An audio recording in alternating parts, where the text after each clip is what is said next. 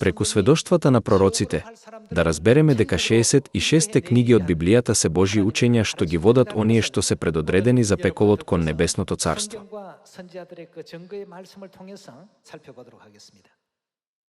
Да го видиме Откровението поглавје 19, стих 19.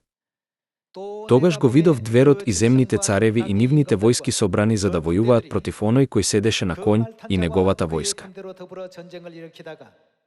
Зверот беше фатен, а заедно со него и лажниот пророк, кој правеше чуда пред него, та ги соблазни оние што беа примиле белек од зверот и се поклонуваа на неговата биста.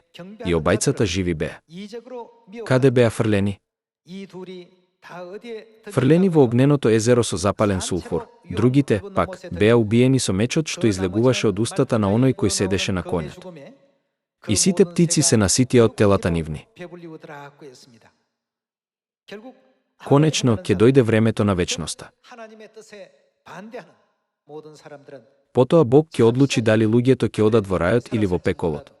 Судејќи ги злосторниците, кои одат против Божјата волја, иако живеат како што сакаат во овој краток временски период.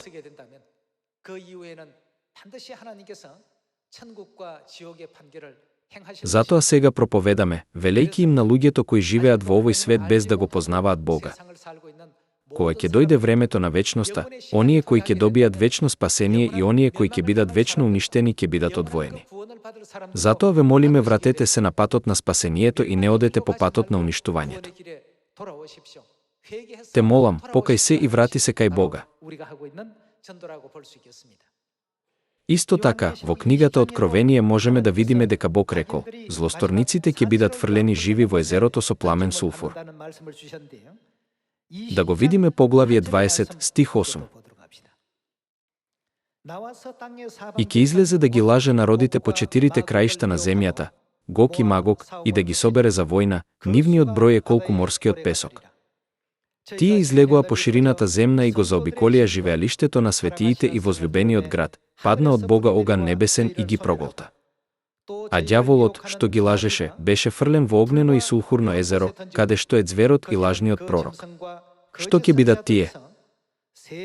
Тие ќе бидат мачени дење и ноќе во векови. Напишано е дека тие ќе страдаат и ќе бидат мачени.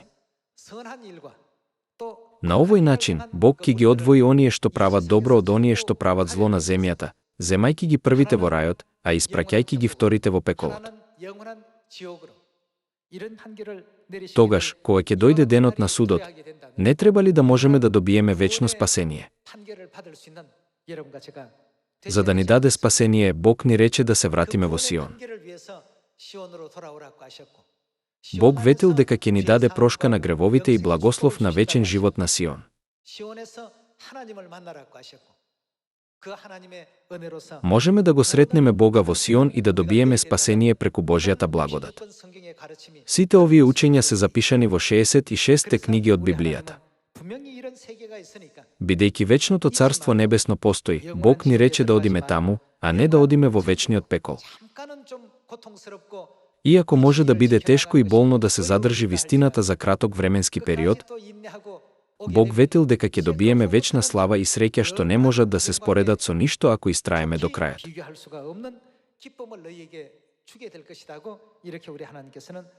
Сега, ние го живееме нашиот живот за да одиме во Царството Небесно.